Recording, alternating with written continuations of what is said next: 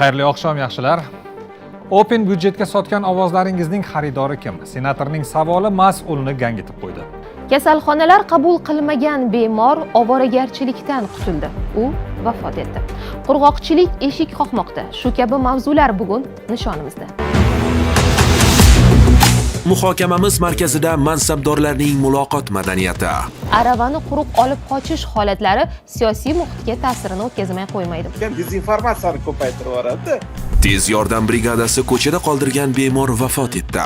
O'ng sut bezi saratoni, o'sma yemirilishi tashxisi qo'yilgan. Tomorqasini sug'oradiganlar diqqatiga. Jazo mustahkamlandi. O'zbekistonda paydo bo'ladigan suv bormi bizda yo'q? Xalqni bir tashabbus ostida birlashtirayotgan Open byudjet ortida 10% manfaat bormi? Bu korrupsiyaning o'chog'i bu. Gapiring plus dasturini o'tkazib yubormang. Prezidentimiz Shavkat Mirziyoyevning kichik va o'rta biznes egalari bilan uchrashgani va u yerda e'lon qilingan yangiliklar yakunlanib borayotgan haftaning asosiy mavzusiga aylandi. Masalan, endi birinchi marta huquqbuzarlik sodir etgan tadbirkorlar javobgarlikka tortilmaydi, ammo bu yaratilayotgan imkoniyatdan atayin foydalanib ko'rish degani emas. Ularga o'z xatolarini bartaraf qilish uchun joriy etilmoqda. Shuningdek, O'zbekistonda o'rta va kichik biznesni rivojlantirish uchun 10 milliard AQSh dollar, ya'ni taxminan 120 trillion so'm ajratilmoqda. Endi kichik yoki o'rta korxonasi bor tadbirkorlarga 150 million so'mgacha, oilaviy tadbirkorlikni yo'lga qo'yish bo'yicha esa 50 million so'mgacha garovsiz kreditlar beriladi. Asakalik tadbirkorlardan biri muzqaymoqxona devoriga prezidentimizning rasmi va tadbirkorlarni qo'llab-quvvatlash mening burchimdir degan so'zlarini bannerga yopishtirib hafta trendiga aylandi. Uddaburon tadbirkorning qilgan bu ishi aniq maqsadli edi. Aniqrog'i maqsad emas, chora desak to'g'ri bo'ladi menimcha. Xabarlarda aytilishicha, tadbirkor o'z obyektining hadeb buzib tashlanavergani uchun ham shunday yo'l tutishga majbur bo'lgan. Tarqalgan rasmni yaqinlashtirib e'tibor bilan qarasangiz, muzqaymoqxonaning ko'chma bino tarzida omonatgina qurilganini payqash mumkin. Bir tomondan anchayin qulay mexanizm. Bir manzilda xaridorlar kamaysa, boshqa gavjumroq joyga borib muzqaymog'ini sotaveradi.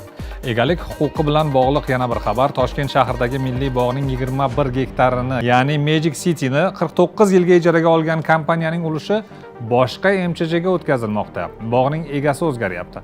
Raqobat qo'mitasining xabar qilishicha, hozirgi kunda parkning 86% dan ko'proq ulushini sotib olish bo'yicha tashkilotga ariza kiritilgan. Endi bu kabi istirohat bog'larida, parklarida yoki jamoat joylarida video yoki rasmga olayotganda sal ehtiyotkorroq bo'lishga to'g'ri keladi. Negaki odamlarni ularning ruxsatisiz tasvirga olgani uchun jarima belgilanyapti. Ushbu holatlarni nazarda tutuvchi qonun loyihasi joriy yilning 13-mart kuni jamoatchilik muhokamasiga qo'yildi. Shu kunlarda yaxshigina muhokamalarga sabab bo'lgan yana bir yangilik. Italiyada sun'iy intellekt orqali tayyorlangan gazetaning ilk soni nashrdan chiqdi. Biz sun'iy intellektni ko'rsatuv qilyapmiz. Chiqsa chiqibdi endi. 4 sahifadan iborat bo'lgan ushbu gazetani tayyorlashda jurnalistlar sun'iy intellektga faqat savollar berishgan va uning javoblarini ko'chirib qo'ya qolishgan. O'zi bilasizmi, dunyodagi eng innovatsion ixtirolarning sababi insondagi dangasalik va erinchoqlik hissi ekan. Bir necha haftadan buyon trenddan tushmayotgan Abduqodir Husanov ma'lum bir muddatga O'zbekistonga qaytdi. Transfer narxi 12 milliondan 35 million yevroga ko'tarilgan hamyurtimiz uni o'rab olgan bir guruh jurnalistlarga uyalibgina intervyu berib,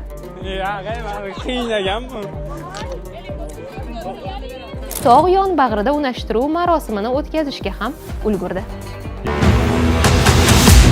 Aravani quruq olib qochish holatlari siyosiy muhitga ta'sirini o'tkazmay qo'ymaydi. Bosh og'riqqa aylanayotgan dezinformatsiyani ko'paytirib yuboradi.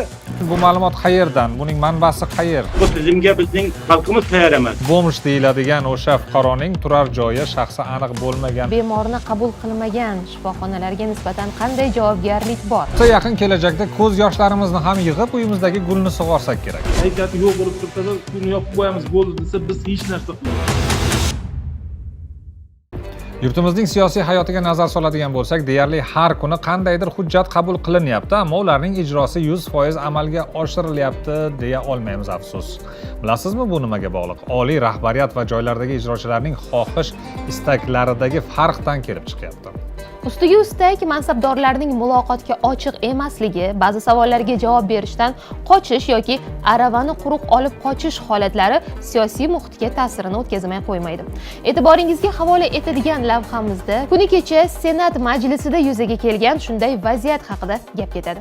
Koloniyadan 21 yoshli mahkumning jasadi chiqdi. Tergovga jalb qilingan fuqaro vafot etdi. Uning tanasida jarohat izlari borligi aniqlangan. Matbuotda inson huquqlari buzilishi bilan bog'liq bir qator shu kabi ma'lumotlar ichki ishlar tizimi va boshqa yopiq muassasalarda qiynoqlar hali ham mavjud degan qarashlarni shakllantiradi afsus. Kuni kecha Senatning 5-yalpi majlisida o'tgan yilgi faoliyat yuzasidan hisobot bergan ombudsmanga ko'ra, fuqarolarga nisbatan ruhiy, psixologik, jismoniy yoki boshqacha tarzda bosim o'tkazilganligi haqida 191 ta shikoyat kelib tushib, ularning 112 tasi surishtiruv va tergov harakatlari davomida, 79 tasida jazoni ijro etish muassasalarida bo'lgani bayon qilingan. Shikoyatlarning aksariyati o'z tasdig'ini topmagan bo'lsa-da, mavjud holatlar yo'q emas. 13 nafar xodimga intizomiy jazo chorasi qo'llanildi. 2 nafar xodim ishdan bo'shatildi. 10 nafar mahkumga qo'llanilgan intizomiy jazo chorasi bekor qilindi. 3 ta holatda ichki ishlar organlari xodimlariga nisbatan jinoyat ishlari qo'zg'atildi. Majlisda senator va jurnalist Husan Ermatov prezidentning tegishli qaroriga ko'ra belgilangan so'roq va tergov jarayonlarida audio va video qayd qilish tizimi bilan qiziqib, nega hali ham shu kabi holatlar sodir bo'layapti degan aniq savolni o'rtaga tashladi. Ichki ishlar vazirligi vakili esa umumiy ma'lumotlarni keltirib, aravani quruq olib qochishga harakat qildi. Bu bo'yicha bizga ombudsmandan shikoyat arizalar keladi. Haqiqatda biz hamkorlikda ko'rib chiqamiz. Bu arizalar belgilangan muddatlarda javoblarni ombudsmanga amalga oshirilgan, ko'rib chiqilgan tekshiruv natijalari bo'yicha vaqtida axborotlarni berib boryapmiz. Hozir aniq hisobot statistik ma'lumotlar yo'q, lekin biz bular yozma ravishda taqdim etamiz. Hamkorlikda bu bo'yicha hamma shu kelib tushayotgan ombudsmandan kelib tushgan barcha shikoyat arizalari atroflicha o'rganilib, bu bo'yicha har bitta tizimli ko'rilgan shu murojaatda tizimli o'rganilganligi to'g'risida ombudsmanga javob ma'lumotlari berib borilyapti. Bu statistika yo'q oldimizda, lekin umumiy nima deydi, hammasini nazorat qilamiz, hammasini bajaramiz degan gaplar hammasi umumiy gaplar. Shuning uchun bundan keyin bunaqa javob bermang. Qabul qilinmaydi bunaqa javobingiz. Faqat burgaga tayyorlanib kelgan talabaning javobini eslatgan ushbu holat afsuski davlat xizmatchilarining chiqishlarida juda ko'p kuzatiladi. Real vaziyatdan xabari yo'qdek o'zini tutib, qog'ozdagi hisobotni o'qib qutulaman deydigan xodimlar aslida davlat siyosati uchun eng katta xavf. Sababi ochiq qolgan savollar, muammoni tan olmaslik, muloqot va muhokamadan qochish, jamoatchilikda o'sha sohaga, tizimga nisbatan negativ qarashlarni, eng yomoni xalqning davlatga nisbatan ishonchsizligini keltirib chiqaradi. Biz faoliyatimiz davomida deyarli har kuni mansabdorlar bilan yuzlashamiz, savollar beramiz va bu kabi holatlarga juda ko'p duch kelganmiz. Ularning ba'zilari esa ko'p gapirgani bilan hech narsa aytmayotgan bo'ladi. Bundaylar o'qishda og'zakidan 5, amaliyotdan esa 3 olgan mening nazarimda. Muloqot qilish ko'nikmasi amaldorlar uchun qay darajada muhim? Ular nazdidagi noqulay savollarga qanday javob berish maqsadga muvofiq? Mutaxassisga bog'lanamiz. Bu masalada Beruniy aka, xayrli oqshom. Xayrli oqshom. Nimaga yonboshlab qoldingiz? Yonboshlab. Qarab to'g'rilaymiz. Biznikilar menimcha bu yoqdan to'g'rilashimiz kerak. O'zlaridan ekan, siz o'zingizdan ekan. Bizdan ekan. Hayt, filchalantirish qaring. Mana qo'yish kerak. Ana. Avvalambor o'sha rahbar odam qayerga boryapti, qaysi tadbirga boryapti va u yerda jurnalistlar bo'ladimi yoki jamoatchilik vakillari bo'ladimi, unga tayyorgarlik ko'rish kerak. Oq uyda bo'lganimizda yoki Kremlda yoki Osiyo davlatlarida bo'lganimizda hammasida axborot xizmatlari aytishganki, taxminiy savollarga taxminiy javoblar tayyorlab boramiz. Bugun odamlarni nima qiziqtiryapti? Va agar mabodo o'sha savol tushib qoladigan bo'lsa, biz qanday aniq javob qaytarishimiz kerak. O'sha kommunikatsiyani o'zagiga qaraydigan bo'lsangiz, bu yerda bilasizmi, ko'proq o'sha aniq, tiniq javob berish va qisqa javob berish kerak. Nimaga bu muhim? Chunki ochiq qolgan savol yoki qanaqadir javob oxirigacha aniq, tiniq javob berilmagan savollar bilasizmi, yana bugungi kunda o'sha bizni ko'pchiligimizni nafaqat jurnalistlarni, balki butun jamiyatimizni bosh og'rig'iga aylanayotgan dezinformatsiyani ko'paytirib yuboradi. Asossiz mish-mishlarni olib kelib chiqadi. Masalan, oxirgi paytlarda o'zi aslida bir tomondan dezinformatsiya ko'payapti, ikkinchi tomondan davlat tashkilotlari bo'ladimi, siyosiy partiyalar bo'ladimi, banklar bo'ladimi, har kuni televizorga qarasangiz biron bir rahbar chiqayotgan bo'ladi. Bu fenomen, bu yangi bir qarash aslida. Lekin shu bilan birgalikda bu narsani o'sha hozirgi siyosiy elitani irodasi deb ham qarashimiz mumkin. Lekin bunaqa holatlarda, kutilmagan holatlarda menimcha aniq tiniq javob berish kerak. Rahmat Beruniy aka, sog' bo'ling. Haqiqatan ham o'sha mas'ul noto'g'ri javob bersam dakki eshitib qolaman yoki bilmayman desam dakki eshitib qolaman degan qo'rquv baribir qabul qilinmadi o'sha javob. Baribir o'sha dakki eshitdi-da. Biz mana jurnalist sifatida biz masalan shu voqelikka tahlil qilishga haqlimiz deb o'ylayman. Agar men shu amaldorning o'rnida bo'lganimda, ha, shunday vaziyatlar bor, bunga ko'z yumib bo'lmaydi, buni tan olish kerak, ammo muammo hamma sohada bor. Ya'ni guruch kurmaksiz bo'lmaydi. Diplomatiya yo'li bilan javob beradi. Guruch kurmaksiz bo'lmaydi. Avvalo tan olib turib, keyingina mana shu muammolarni bartaraf qilish yo'lida anchagina ishlar qilinayotgani sekin-sekin sanab o'tsa bo'lardi. Keling, endi Donaxonga ham savol beramiz. Nima uchun o'zi yurtimizda amaldorlar jurnalistga intervyu berishga biroz hayiqadi? O'zbekistonda amaldorlarning intervyu berishdan yoki aniq gapirishdan qochishining sababi ular mas'uliyatdan qochib, xatolari uchun javob berishni istamaydi. Ikkinchidan, tizimdagi shaffoflik past bo'lgani uchun ochiq gapirish ularning lavozimiga xavf tug'dirishi mumkin. Uchinchidan, ko'pchilik amaldorlar o'z lavozimida uzoq qolish uchun noaniq gapirishni afzal ko'radi. Chunki aniq aytilgan har bir gap ularning kelajakdagi faoliyatiga ta'sir qilishi mumkin. To'rtinchidan, jamoatchilikning tanqidiy savollari va ijtimoiy tarmoqlardagi muhokamalardan cho'chishadi. Beshinchidan, ko'plab amaldorlarning bilim va malakasi yetarli emas. Shuning uchun noaniq gapirishga majbur bo'lishadi. Natijada real muammolar muhokama qilinmaydi va tizimdagi inersiya saqlanib qoladi. Open budjet mavzusida Facebookga qo'ygan postingiz ommalashdi. Yashirin yoki oshkora korrupsiyani o'chirib bo'lyapti. Qonunda yozilishi shart emas, hamma narsa. Insoniylik degan narsa yo'qolib ketdi. O'sha bemorning taqdiri nima bo'ldi? Bunda bazaviy hisoblash miqdorini 100 baravardan 200 baravarigacha jarima. Og'riqli zonada joylashganmiz. Buni hammamiz anglashimiz kerak. Hafta so'ngida va nihoyat ko'pchilik yengil nafas oldi. Men bayram uchun berilgan dam olish kunlarini nazarda tutmayapman. Open budjet degan ommaviy harakat yakuniga yetdi. Asosiy ishini bir chekkaga surib, ovoz yig'ishga jalb qilingan o'qituvchilar uchun esa qo'shaloq bayram. Ovoz yig'ishning oxirgi kunidagi talla to'pni aytmaysizmi? Ayniqsa poytaxtdagi talabalar shaharchasi ovoz yig'ish shaharchasiga aylandi qo'ydi.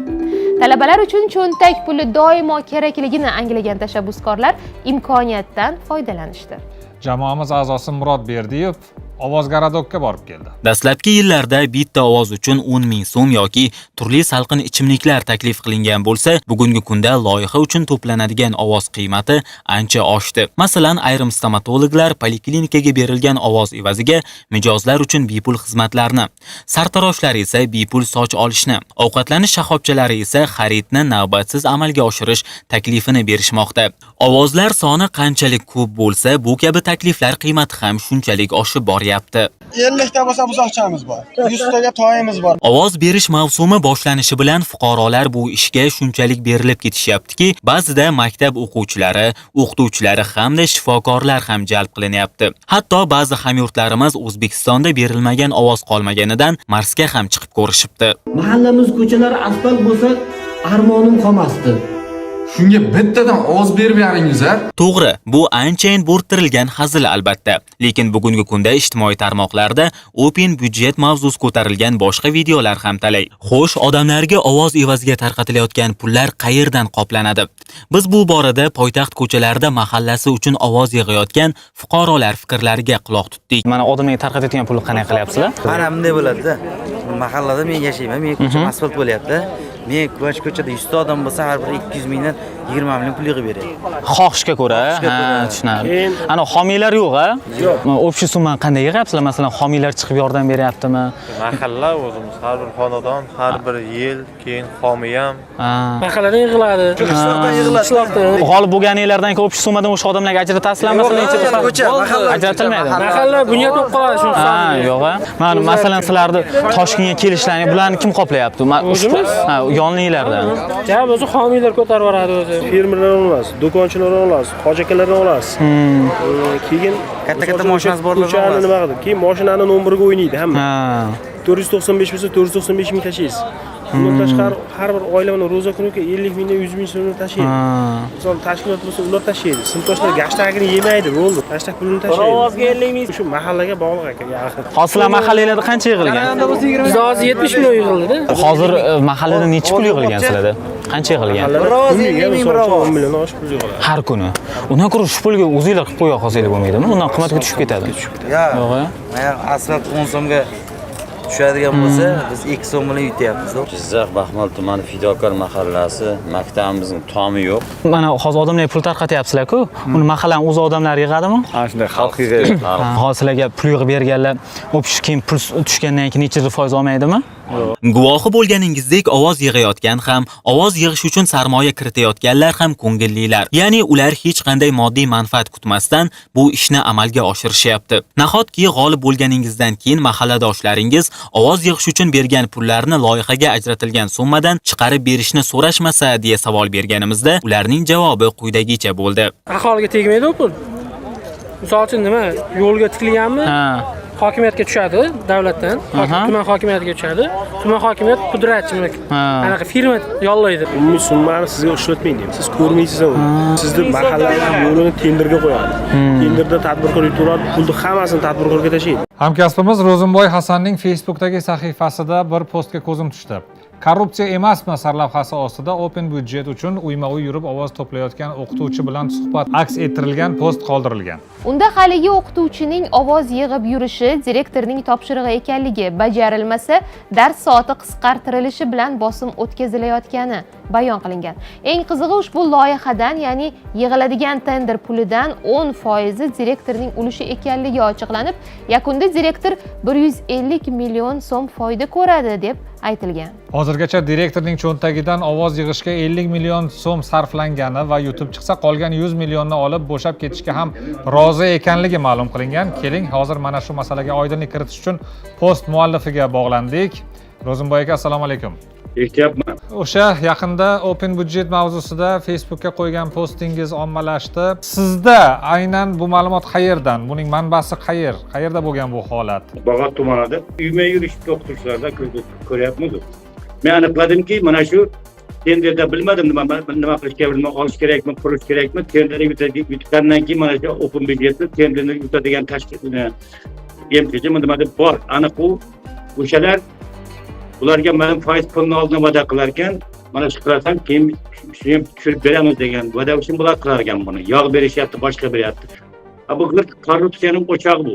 Yashirin yoki oshkora korrupsiyaning o'chog'i bo'lyapti. Mana bir qishloqqa boradigan bo'lsa, odamlarni ayrish paydo bo'lyapti. Bir-biridan norozilik, nima menga bermaysan, nima senga bermaysan, odamlarni bo'lib tashlashga olib kelyapti. Open Budgetning yomon salbiy tomonini aytyapman-da. Mana shu 8 ming, 10 mingta masalan imzo to'playdigan bo'lsa, yarmini ko'ngilli berishlari mumkin. Farzand o'qiydigan bo'lsa maktabda yoki poliklinikaga davolaydigan bo'lsa, maktab o'quvchilariga har qaysiga 5 ta ovoz berasan uyingdagilar deb aytadi, o'qituvchilarga 50 ta ovoz deganni hamma aytyapti, shunaqa kelib aytishyapti shuni. Demak, shunaqa ular shundan kitob qilgan, yutib chiqishi bo'lgan ovozni hisob qilganda bu yerda. Yo, bu tizimga bizning xalqimiz tayyor emas, yoki buni ko'rib chiqish kerak degan fikrga keldim. Rahmat, yaxshi dam oling. Albatta biz hozir bog'langan Ro'zimboy aka juda ham malakali va juda ham katta tajribaga ega jurnalist. Ular qandaydir asoslanmagan ma'lumotga tayanmaydilar. Bu esa mas'ullarga signal, bemalol jurnalist bilan bog'lanib, holatni yanada aniqlashtirib, chora ko'rish uchun. Ya'ni biz muammoni ko'rsatyapmiz, uni yechimi endi boshqa mas'ullarga havola. Endi yana Donoxonga yuzlanamiz. O'zbekistonda tashabbusli byudjet jarayonlari balki to'g'ri, balki noto'g'ri, bu haqda muhokama qilish mumkin, lekin ommalashayotgani aniq. Uning ommalashishiga asosiy sabab nima, Donoxon? O'zbekistonda tashabbusli byudjet aholini birlashtirayotgan asosiy sabab umumiy muammolarni hal qilish uchun jamoaviy harakat zarurati. Fuqarolar yo'llarni ta'mirlash, ichimlik suvi ta'minotini yaxshilash, maktab va bog'chalarni obodonlashtirish kabi muhim masalalarda ovoz berish orqali o'z hududining rivojiga bevosita ta'sir o'tkaza olishini anglab yetdi. Shuningdek, odamlar o'z takliflari va ovozlari natija berayotganini ko'rib, jarayonga yanada faol qo'shilmoqda. Bu esa jamiyatning birlashuviga sabab bo'lmoqda. Bomj deyiladigan o'sha fuqaroning turar joyi shaxsi aniq bo'lmagan bemorni qabul qilmagan shifoxonalarga nisbatan qanday javobgarlik bor? Yaqin kelajakda ko'z yoshlarimizni ham yig'ib uyimizdagi gulni sug'orsak kerak. Kayfiyati yo'q bo'lib tursa-da, uni yoqib qo'yamiz bo'ldi desa, biz hech narsa qila olmaymiz. Qonunda yozilishi shart emas, hamma narsa. Insoniylik degan narsa yo'qolib ketdi. O'sha bemorning taqdiri nima bo'ldi? Bunda bazaviy hisoblash miqdorini 100 baravardan 200 baravarigacha jarima. Og'riqli zonada joylashganmiz. Buni hammamiz anglashimiz kerak. Avvalgi haftada ijtimoiy tarmoqlarda bir video tarqaldi. Unda saratonning 4-bosqichi bilan kasallangan fuqaroni tez yordam mashinasi kasalxonaga joylay olmay, ko'chada qoldirayotgani aks etgan edi. Uyi yo'q deb aytilayotgan o'sha bemorning holatidan qayg'urib, tez yordam brigadasi vakillariga e'tiroz bildirayotgan huquq posbonining harakatlari ta'sirlantirgandi o'shanda. Вот этот человек, сейчас ему помочь надо. Чем помочь? Не наше дело же, правильно? Ba'zi huquqni himoya qilish organlari vakillaridan farqli ravishda bu inson haqiqatda o'z vazifasini anglab insoniylik ko'rsatmoqda, lekin qarang, bizning tilimizda bomj deyiladigan o'sha fuqaroning turar joyi shaxsi aniq bo'lmagani uchun bir nechta kasalxonalar qabul qilmagan. O'zi qanday holatlarda shifoxona bemorni olib qolmaslikka haqli? O'sha bemorning taqdiri nima bo'ldi? U kim edi? Nega bunday vaziyatga tushdi? Biz shuni o'rganishga harakat qildik. Ushbu tasvir 20 dan ortiq ommaviy axborot vositalarida tarqalib katta shov-shuvga aylandi. Mana bir necha hafta o'tdi, biroq bemorning keyingi taqdiri haqida hech qanday rasmiy ma'lumot berilmayapti. Ijodiy guruhimiz bilan 72 yoshli voqea ishtirokchisining holati bilan qiziqdik va Respublika ixtisoslashtirilgan onkologiya va radiologiya ilmiy amaliy tibbiyot markazi Toshkent shahar filiali bosh shifokori Doniyor Isxaqov bilan bog'landik. Shifokor bergan ma'lumotlarga ko'ra, bemor 7-mart kuni markazga o'ta og'ir ahvolda olib kelingan. Rus millatiga mansub ayolga o'ng sut bezi saratoni o'sma yemirilishi tashxisi qo'yilgan. Onkologiyaning eng og'ir so'nggi 4-bosqichida bo'lgan bemor xuruj sabab tez yordam chaqirishga majbur bo'lgan. Markazga yotqizilgach, shifokorlar unga zarur yordamni ko'rsatishgan. Bizga berilgan ma'lumotlarga ko'ra, bemor ilgari bu kasallik bo'yicha biror marta ham shifokorga murojaat qilmagan. Shifokorlar harakatiga qaramay bemor 18-mart kuni shifoxonada hayotdan ko'z yumdi.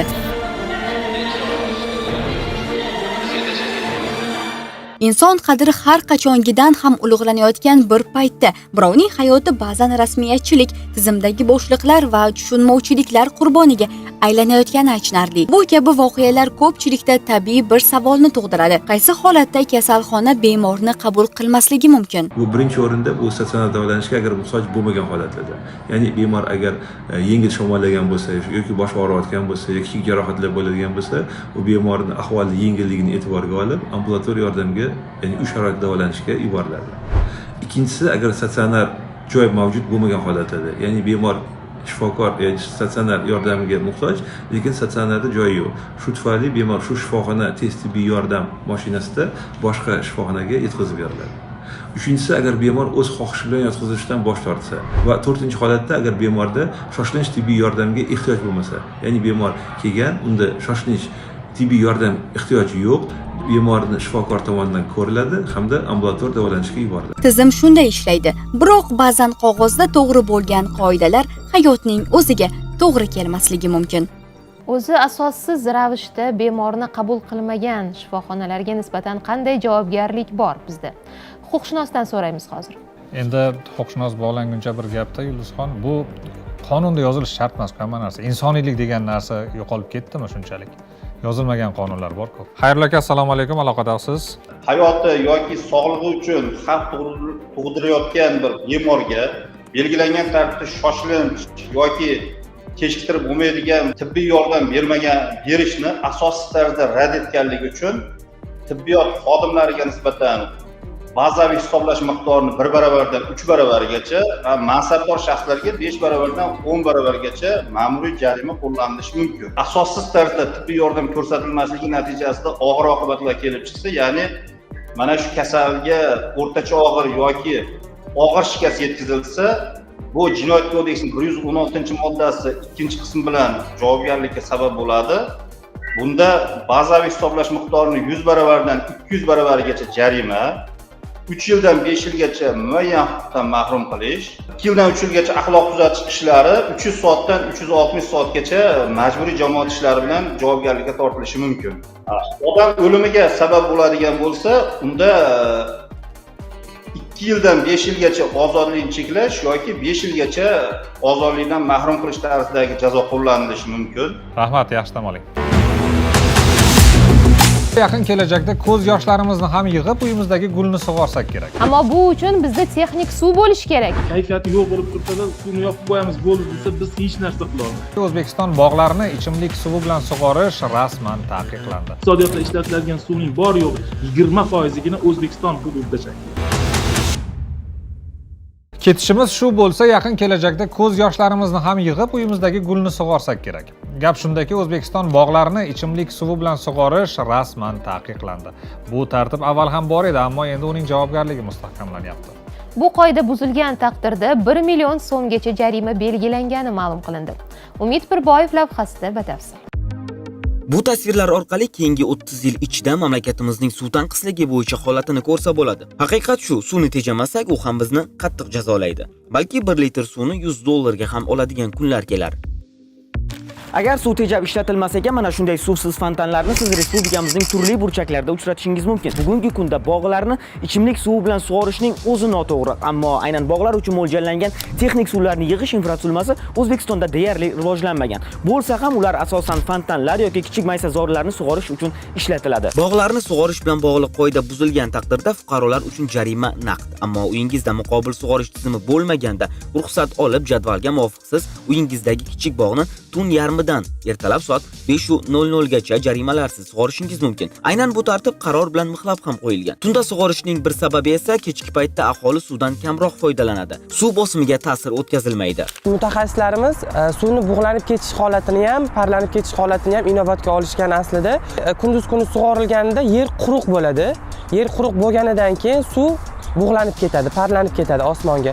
Demak, o'sha o'simlik va daraxt ildizigacha yetib bormaydi. Toshkent shahrining o'zida ayrim paytlarda suv sarfi aholi jonboshga sutkasiga 400 litrgacha bo'lmoqda. Bu ko'rsatkich Berlinda 124 litr, Moskvada 249 litr, Xitoy shaharlarida esa aholi jonboshga o'rtacha suv iste'moli 204 litrni tashkil qiladi. Mamlakatimiz o'zi suvning 70% dan ortig'ini chetdan olayotgan bir davrda suv sarfining o'zi juda yuqori. Jahonda esa qor ham bir boylik. Rivojlangan Yevropa mamlakatlarini kuzatadigan bo'lsak, o'sha daraxtlarni, o'simliklarni sug'orish uchun qish va kuz mavsumida yomg'ir va qor suvlarini to'plashadi maxsus sisternalarda va bahor oyida, yoz oyida o'sha maxsus to'plangan yomg'ir va qor suvlari orqali o'simlik va daraxtlarni sug'orishga harakat qilishadi. Siz uyimda elektron nasoslar bor, yer ostidan tortib olib suvdan ishlatishim mumkin deb aytishingiz ham mumkin, ammo bunda ham ma'lum cheklovlar va talablar bor. Chunki yildan yilga suvdan tartibsiz foydalanish oqibatida yer tagidagi suvlar ham kamayib bormoqda.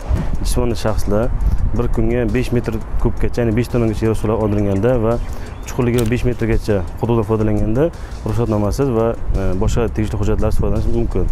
Ya'ni bunda aholiga yengilliklar yaratib berilgan. Ikkinchi yana bitta holati, yerostidan foydalanganda albatta hozirgi kunda suv hisoblash vositalarini o'rnatish majburiy hisoblanadi. Suv hisoblash vositalarisiz yerostidan foydalanish taqiqlanadi. Xorij tajribasiga qaraydigan bo'lsak, Avstraliyada bog'larni sug'orish tartibi mamlakatimiz bilan bir xil. Ammo Ispaniyaning Kataloniyasida bog'lar asosan yomg'ir va qor suvlarini yig'ib sug'oriladi. Qurg'oqchilik paytida aholi suvni maksimal darajada tejashga harakat qiladi. Yomg'ir suvini yig'ish tizimlaridan foydalanadi. 2024-yilning o'zida mamlakatimizda ekin-tekinlarni sug'orish uchun zamonaviy texnologiyalar va yerlarni tekislashda lazerlardan foydalanish natijasida 8 milliard metr kub suv iqtisod qilingan va mana shu miqdor bilan O'zbekiston aholisini 4 yil davomida ichimlik suv bilan ta'minlasa bo'ladi. Afsuski bunday ishlar endi qilinyapti. Bir necha yillar davomida qancha suv havoga parlanib ketgan. Suvni tejash bo'yicha chaqiriqlarda faol vakilimiz biz bilan onlayn aloqada bo'lib turibdilar. U Suv ta'minot aksiyadorlik jamiyati matbuot kotibi Akmal Murodov. Assalomu alaykum. Assalomu alaykum hammaga. Ichimlik suvi faqat iste'mol uchun, ichish uchun deb aytdingiz. Ammo bu uchun bizda texnik suv bo'lishi kerak. Suv bo'lmagan taqdirda alternativ variantlarni oldindan o'ylab qo'yish kerak. O'sha yangi quriladigan binolar uchun biz hukumatga taklif berganmiz va bu jarayonlar hozir o'rganishda, ya'ni ichimlik suv bilan birga texnik suv quvurlari ham tortish masalasini berganmiz, lekin o'rganishlar shuni ko'rsatyaptiki, xuddi shu ichimlik suvidaqa texnik suvni ham quvurini tortib kelish ichimlik suvga nisbatan xarajatlari ko'proq chiqyapti. Uni ham o'sha yer qa'ridan qazib chiqarib olib aholiga yetkaziladi. Undan keyin u yana o'sha kanalizatsiya oqova suv tarmoqlariga yo'naltiriladi va u ham xuddi ichimlik suvday tozalanadi. Qo'shimchasiga ularning quvuri tez-tez almashtirishga moyil bo'ladi. Shu jihatdan biz takliflarni berganmiz va javoblarni ham olganmiz. Agar takliflar ma'qullansa, albatta keyingi, ya'ni o'sha yangi qurilayotgan binolarimizda texnik suvlar ham bo'lishi mumkindir. O'zimizning O'zbekistonda yetishadigan, o'zimizda O'zbekistonda paydo bo'ladigan suv bormi bizda yo chetdanmi hammasi? Iste'molimizdagi hamma jihatdan o'sha qishloq xo'jaligida yoki iqtisodiyotda ishlatiladigan suvning bor yo'g'i 20%igina O'zbekiston hududida shakllanadi. Biz shunaqa iqlim jihatdan, ya'ni suv resurslari tanqisligi jihatdan og'riqli zonada joylashganmiz. Buni hammamiz anglashimiz kerak. Masalan, deylik, ertalab turib qozoq birodarimiz, qirg'iz birodarimiz yoki tojik birodarimiz haligi kayfiyati yo'q bo'lib tursa-da, suvni yopib qo'yamiz bo'ldi desa, biz hech narsa qila olmaymiz. Biz bugundan mana shu 20% ga tayyorgarligimizni ko'rib borishimiz kerak. O'zimizda shakllanadigan suv zaxiralarini eplab ishlatishga o'tishimiz kerak aslida. Rahmat, yaxshi dam oling. Sizlarga ham rahmat. Aravani quruq olib qochish holatlari siyosiy muhitga ta'sirini o'tkazmay qo'ymaydi. Bosh og'riqqa aylanayotgan dezinformatsiyani ko'paytirib yuboradi. Bu ma'lumot qayerdan? Buning manbasi qayer? Bu tizimga bizning xalqimiz tayyor emas. Bomj deyiladigan o'sha fuqaroning turar joyi shaxsi aniq bo'lmagan. Bemorni qabul qilmagan shifoxonalarga nisbatan qanday javobgarlik bor? Yaqin kelajakda ko'z yoshlarimizni ham yig'ib uyimizdagi gulni sug'orsak kerak. Kayfiyati yo'q bo'lib tursa-da, suvni yopib qo'yamiz bo'ldi desa, biz hech narsa qila olmaymiz. Barchasini ekrandagi havolaga ulanib, YouTube sahifamizda ko'rib olishingiz mumkin. Va biz bilamiz, hammasi bir kun kelib, bugungidan ham yaxshi bo'ladi, faqat shu kunlarni tezroq ko'rgimiz keladi. Gapiring Plusda bugunga yetarli.